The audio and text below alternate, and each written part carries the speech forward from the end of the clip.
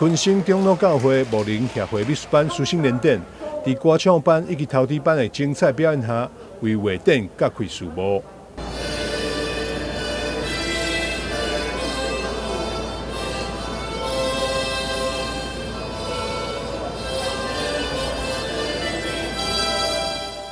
這次在南區公所的展出，集結了牧靈協會美術班洪國輝老師以及22位學員，總共108幅創作，為人物畫、素描、水彩、為寫實到抽象，充分展現出學員內心世界以及對着生活的觀察。同時，嘛透過辦畫展，鼓勵長輩學員多多出門。阮的繪畫班已經有5、6年啦，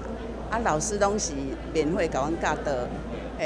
攏會帶阮的這學生去參加比賽，而且我們的那個學員比賽的成績都很好，包括紅十字會去年咱的台南400年，400週年嘛是攏足常得足好的迄個優良獎的作品，所以我是為了讓大家有機會可以走出來，所以讓學員很樂意說才想踏出來，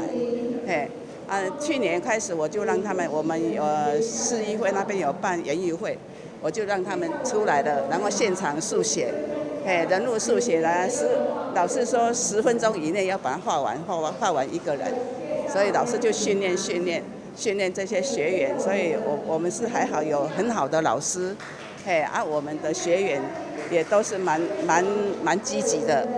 所以我們每次說要出來，都是一票人出來，很多人。區長蕭秀華感謝昆新長老教會牧靈協會美術班的展覽，後來公所洽公的民眾，同時嘛會當欣賞到藝術創作，歡迎市民大眾做伙來看展。我們昆森牧靈教會平時就是一個關懷據點，那這樣子的一個關懷據點，每天都有一些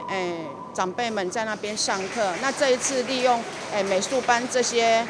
學生的作品，然後結合我們公所這樣子的藝術空間來做一個展覽，所以這一次的展覽是非常多元化的。那由我們洪老師所領導的所有的師生們，一共有22位。那這一次展覽的話，是從11月14號到明年的1月29號，所以這段期間，歡迎市民朋友有空到我們公所2樓的藝術空間來欣賞這樣子多元的一個作品。區長蕭秀華表示，昆新牧靈協會美術班師生聯展，展出期間為即馬開始到明年1月底，歡迎市民來南區公所行行的，欣賞長輩溫暖又夠精實藝術創作。台南新聞張秀儀採訪報道。